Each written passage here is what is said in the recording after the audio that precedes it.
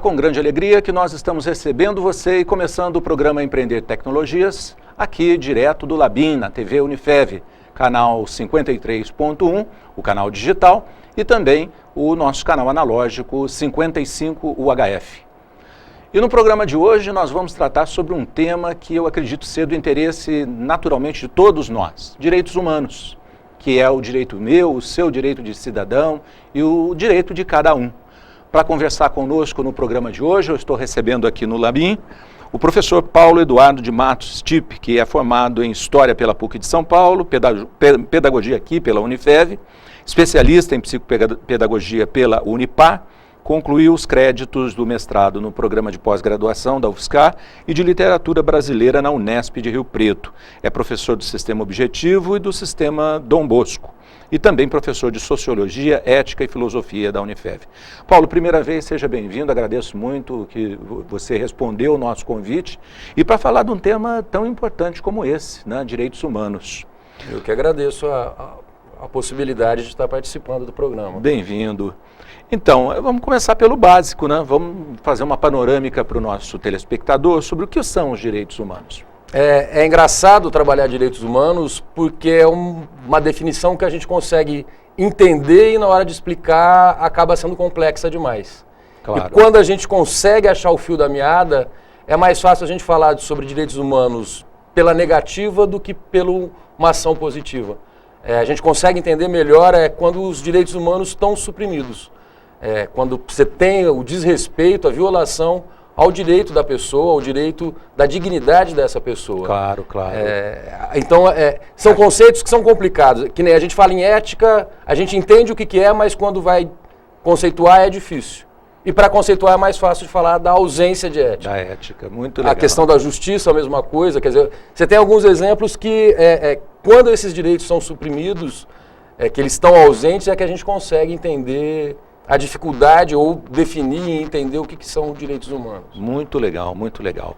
Bom, atualmente a expressão direitos humanos se popularizou, né, e houve também o surgimento de uma outra, humanos direitos. Né? Como você interpreta esse jogo de palavras? É engraçado que a gente vive um período onde você tem a inversão de alguns valores, que é a tentativa de esvaziar o sentido dos direitos, da luta pelos direitos humanos, da busca pelos direitos humanos, e que você tem esse trocadilho dos direitos humanos para humanos direitos.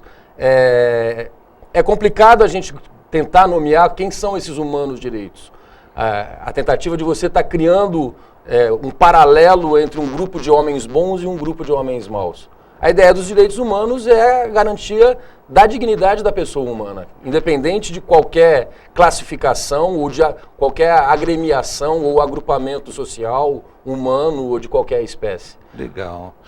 Você é historiador, os direitos humanos ele tem assim uma origem antiga ou ele sofreu evoluções e só realmente nas últimas décadas é que ele ganhou expressão social? Acho que a discussão sobre direitos humanos existe desde que existem seres humanos. Mas a gente pode pontuar alguns períodos em que isso se arraigou com uma maior violência até, uma maior voracidade. Acho que o desenvolvimento do iluminismo, tentando romper com o papel do Estado, né, um Estado absoluto que interferia na questão da vida cotidiana das pessoas, é um primeiro grande marco. Claro. E a gente vai ter a consolidação dos direitos humanos em 1948, a partir da ONU, depois das atrocidades da Segunda Guerra Mundial. Então, acho que é por isso que eu falei, ele é uma definição sempre negativa. Sempre depois de um estado de exceção, seja uma ditadura, seja um absolutismo, seja o holocausto nazista, a discussão dos direitos humanos ela é resgatada com bastante força. Agora, eu imagino assim que durante todo esse tempo houve o desenvolvimento dos direitos humanos. Tipo, se eu tinha uma noção de direitos humanos, isso saltava aos olhos, eu tinha clareza disso. Mas existiam direitos que eu poderia, eu deveria ter e não tenho, mas não enxergo isso. Então, com o passar dos anos, foram acrescentando, né, direitos ou tendo maior percepção desses direitos, as pessoas foram assumindo, e a sociedade como um todo, foram assumindo essa evolução. Até que chegou, por exemplo, na década de 40 do século passado, 48 mais precisamente, como você falou, e aí isso se consolida em termos de uma quantidade de direitos que precisam ser observados e preservados. Historicamente, você pode ir lá no cilindro de Ciro, na antiguidade ainda, que ele faz a libertação dos escravos e faz um discurso em cima da questão do que é o ser humano, independente de um povo escravizar outro povo, mas que todos são humanos. A gente pode pegar as Magnas Cartas na Inglaterra, independência dos Estados Unidos. A gente tem alguns eventos que são pontuais, mas essa organização dos direitos humanos, de uma maneira mais sistemática, a gente vai ter o que a gente chama das gerações dos direitos humanos. A primeira geração está vinculada ao século XVIII, a esse contexto do iluminismo que a gente falou, onde a questão principal é a questão da liberdade civil e liberdade política. Contra o autoritarismo do rei, a questão da liberdade individual. O Estado não pode se impor à minha pessoa. E a gente vai ter classicamente a primeira geração, a segunda geração, que já vai ser no século XIX, que vai ser a questão dos direitos econômicos, direito à educação e cultura. Que tem um contexto, a primeira geração está ligada ao liberalismo e à Europa Ocidental, a segunda geração está ligada à Rússia, à União Soviética, que é a Europa Oriental. Que é a discussão de que existe uma produção de bens e de cultura em escala social e que deveria ser de todos. E a terceira e última geração dos direitos, classicamente, seria do hemisfério sul a questão do que a gente chamava antes terceiro mundo, que é o direito dos povos ou o direito da solidariedade. É engraçado que o trinômio ele remete sempre à Revolução Francesa. A primeira geração de direitos é a geração da liberdade, a segunda geração da igualdade e a terceira geração seria da fraternidade, mas está mais popularizado a questão da solidariedade agora. Existem teóricos que falam da quarta e da quinta geração do direito, mas que não está tão consagrada, que é a questão da tecnologia e do acesso à informação. As três gerações, que uma não substitui a outra, elas coexistem simultaneamente, quer dizer, você tem três abordagens possíveis frente à questão dos direitos humanos. Agora, não vou falar as religiões, né, mas as filosofias espiritualistas, elas ajudaram em alguns momentos, contribuíram para que a consciência dos direitos humanos ampliasse e se consolidasse? Sim, quer dizer, acho que no cerne do direito, propriamente dito, você vai ter o Velho Testamento, os 10 mandamentos, quer dizer, você sempre vai ter um conjunto de regras espirituais, morais, que regulamentam e que balizam as relações entre os seres humanos. E sempre numa situação de respeito e de solidariedade.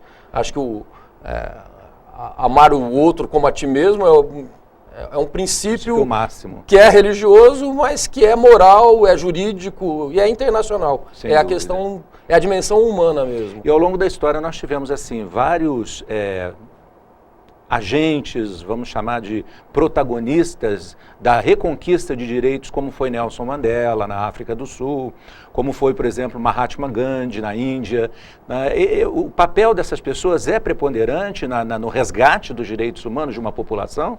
É curioso você mencionar isso, porque são situações em que o direito é consolidado, mas a luta ela persiste. Sim. Não adianta estar no papel, não adianta estar consagrado, se continua uma política excludente ou de extermínio ou de perseguição. Você vai ter desde o Martin Luther King, juridicamente a igualdade racial nos Estados Unidos estava posta. No entanto, ele vai ser um líder que vai chamar para o efetivo a igualdade civis entre brancos e negros nos Estados Unidos e vai acabar sendo assassinado. Claro. Você colocou a questão do Mahatma Gandhi, ele entra na questão do terceira geração do direito internacional e do direito humano. Porque a Europa conseguiu se ver como livre e igual, mas continuava mantendo uma política neocolonial, em relação imperialista. às suas colônias. Né? Brasil, Índia. E engraçado que esses dois que eu citei são ligados à Inglaterra, né? Sim. Foram colonizados pela Inglaterra, tanto a África do Sul como também a Índia, e foi realmente uma luta, um embate muito forte para resgatar e consolidar os direitos humanos naqueles países, né? Mas a Europa ainda mantinha uma política de exploração. Então, a França com a Argélia, Portugal com Angola, Moçambique, a Alemanha com a África do Sul, os países centrais do capitalismo, eles conseguiram chegar num patamar de respeito aos direitos humanos. Só que desrespeitando, transferindo isso para o terceiro mundo. Muito interessante. Uma pergunta antes da gente ir para o intervalo, porque já estão me dando toque aqui do intervalo. Qual o papel da ONU agora, a Organização das Nações Unidas, na administração dessas situações de conflito que surgem e, ao mesmo tempo, na consolidação dos direitos humanos em vários países? É curioso, porque quando a gente fala em direitos humanos, ele é um consenso internacional que acaba reverberando depois para dentro das nações. Quer dizer, as constituições, os países, eles acabam aderindo a uma determinação da ONU, que é uma determinação maior. Mas cada nação tem sua independência, tem autonomia e soberania dentro dos rumos e da política nacional. Mesmo assim, a ONU, a OEA, eles mantêm uma situação de fiscalização. Houve uma represália recentemente da OEA em cima da Comissão da Verdade, que foi como foi feita a Comissão da Verdade aqui no Brasil. E que o Brasil tem agora que prestar as contas de como que foi feito esse levantamento. Muito interessante. Agora, quais são os motivos sociais, econômicos, que geralmente levam os países à perda dos direitos humanos e à entrada em situações de exceção? Foi o que a gente colocou, quer dizer, isso não se desenvolve historicamente. A gente, em termos de Brasil, a gente tem dois períodos bem marcados, que seria a ditadura do Vargas e a ditadura civil-militar da década de 60. Na tentativa, no afã de tentar reconduzir o país por uma solução, nem sempre a solução é a mais viável. Se você acompanhar a questão da Alemanha, a Alemanha que viveu a Primeira Guerra Mundial, uma situação de descalabro, de crise econômica, desemprego, de macroinflação, em poucos anos o Hitler e o Partido Nazista conseguiu recuperar a economia, a empregabilidade, desenvolver uma postura que é uma postura imperialista e uma postura de sucesso. A gente acaba identificando, o Hitler ele não é um maluco e ele também não é um gênio. O que existiu foi uma sociedade que permitiu a ascensão de um Hitler.